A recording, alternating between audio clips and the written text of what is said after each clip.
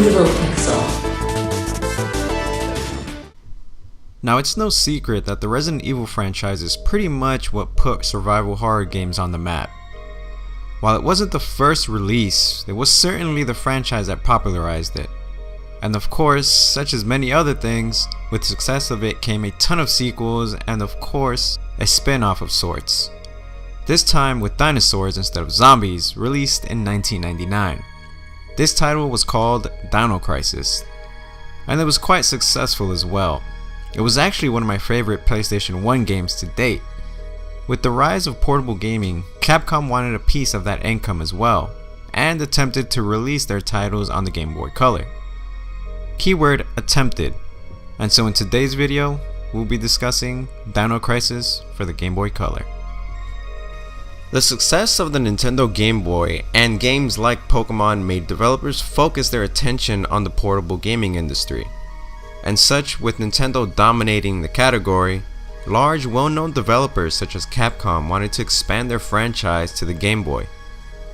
Now, Capcom allowed the British development studio M4 Ltd to port the popular dinosaur survival horror to the new Game Boy Color. M4 was no slouch when it came to game development, as they had worked on several titles in the past. M4 was also given a very small time period to have the game complete, and on top of that, the game was to be made into a top-down adventure game as opposed to the original tank style. Now, it's important to note that during this time, the Game Boy Color port of Resident Evil was also being developed, and as some may already know, that game was never released either. I actually made a video about that game a few years ago, and I'll put the link in the description if you want to check that out. Fun fact is that M4 was responsible for the Game Boy Color game Resident Evil Gaiden, which was a top-down adventure game itself. And this unreleased Dino Crisis game was used as a base of development for that game. In an interview with Now Gamer, with the game's lead programmer, he stated, "As I recall, we produced a very impressive demo for a Game Boy Color version of Dino Crisis. Resident Evil was already in development as an overambitious port from the PlayStation version. This was scrapped and Capcom asked us to do a bespoke game with our Dino Crisis engine. Capcom had requested Virgin for a Dino Crisis demo. Virgin asked us to create it. It used the exploration mode and similar battle system as Gaiden would use. It was playable. The Dino Sprites in exploration mode were large. I have entire backups of everything from M4, absolutely everything. But I'm in Brazil and the backups are in the UK. Now, a mystery that has been surrounding this game is the fact that rumors have said there are two different versions of this Dino Crisis game. A separate version developed by a studio called Fluid based in Britain, who also released Top Gun Firestorm and Army Man Air Combat.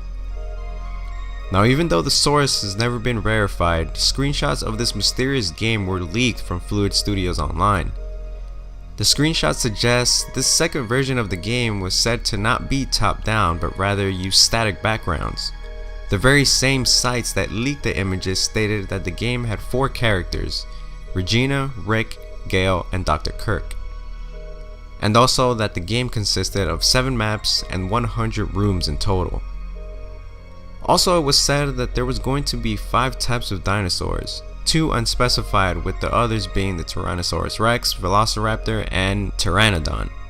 Fluid Studios were rumored to have been developing new technology that would use camera projections that would flatter the scaled sprites. This would allow things to look much smoother in a 3D environment, the size of the Game Boy Color specifications, as well as use rendered backgrounds. Fluid also wanted to implement direction arrows on the screen that would help the players know where they had to go next. Now, thanks to a fellow Unseen 64 writer, Lazyface, he did some uncovering, and what he discovered was that Fluid was actually going for what was a scaled down version of the original Dino Crisis, with the original map and overall feel of Dino Crisis 1 for the PlayStation. It's clear to see that Fluid would have ran into the same issues that Capcom team did when they were porting the Game Boy Color version of Resident Evil. The sprites and graphics were simply too advanced for the small handheld system to handle.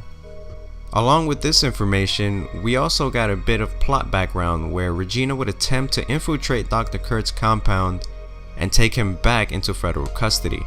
It was suggested in the documents found that Fluid intended to make multiple game modes available to the player upon completion of the story mode. One said mode was a time trial of sorts, where the player would have to take on missions and clear a certain amount of dinosaurs within a given time period. For example, one mission had 8 dinosaurs to be completed in 5 missions, the mission 2 would be 6 dinosaurs in 4 minutes, and the mission 3 would be 7 dinosaurs in 3 minutes. Now along with this was also small tidbits of extras such as a status screen where you would be able to map and mix inventories similar to Resident Evil. Colored supply boxes which would allow you to store items in, but would oddly require a key to access.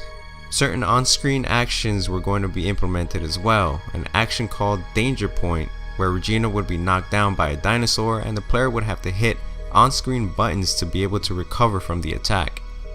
Also, a number of different puzzles were to be put in the game that supposedly would be used to unlock doors in order to progress.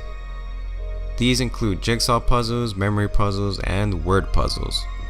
One of the final things discussed was the character sprites themselves. It was said that sprites were to be divided into 2 separate parts in order to give each body section separate colors and animations. The dinosaurs, however, were going to be split into 5 separate parts, as they had much more complex movements to them. The dinosaurs were going to be categorized into 2 types, small dinosaurs and large dinosaurs, with each having their own separate characteristics such as movement types, health, and difficulties. Along with these, there were 2 types of dinosaurs listed. The Pteranodon was a flying dinosaur that would keep calling more of its kind as they were killed, and the T-Rex was also said to show up sporadically throughout the story with very high detailed scenes of it chasing after Regina, but unfortunately it would not be able to be killed until the very end of the game. Now in conclusion, I'm pretty sure M4 and Fluid knew what they were getting themselves into tackling such a difficult project for the time.